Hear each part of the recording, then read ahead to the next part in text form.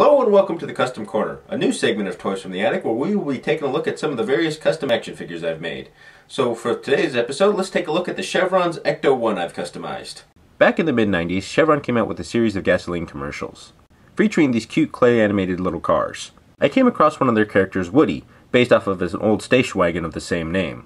Remembering an old episode of The Real Ghostbusters where the Ecto1 turned into a tuned car, I felt that he was the perfect fit for this project. Alright, now I spent most of my time just painting him with acrylic or white acrylic paint, and as you can see I didn't do very good of a job here on the tires. But what can you expect? I probably shouldn't be pointing out my flaws on these toys, but I am. It was one of my first. I learned a lot from these action figures. Like I mainly used a base acrylic paint you can get from the art store. Since then I've actually gotten more hobbyish paint that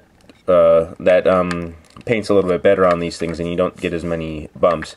Now he's a little bit dusty because he has been sitting on my shelf for quite a while.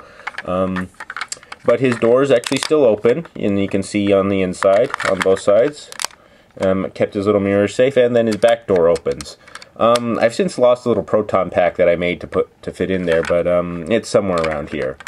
I made little Sculpey parts for the ambulance lights. They don't light up or anything because they're just solid Sculpey, and then I tried to get the little yellow hazard things that are standard on top of the Ecto1, as well as this weird metal thing. I looked at various different Ecto1 pictures to kind of get the right feel.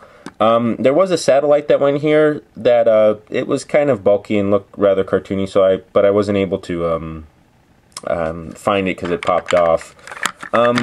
Now the Woody figure actually came with a surfboard that went on top of him. The reason I left it on and built the Sculpey right over it is because, well, I felt that it made a good platform to put some of the other things on, and even though it still sticks out on the ends here, let me try to get this back on here, even though it still sticks out on the ends here and here, I just couldn't bring myself to chop it up or cut it up to make it fit, just because I like it, and then also I could always pop everything off at once if I wanted to. So it was a neat little option. He still rolls pretty good, and his eyes still move back and forth, side to side, just like the main gimmick of most of these toys. So put the little red stripes back here for kind of the fins. I was going to originally make some little tail fins that come up, but I didn't have the time, nor did I have the time to get like little Ghostbuster decals in here. Now that my skills have improved, I might actually go back and paint those in, but other than that, I kind of like just having them on my shelf and looking at them. But that's been a look at the first, one of the first custom action figures I've ever made.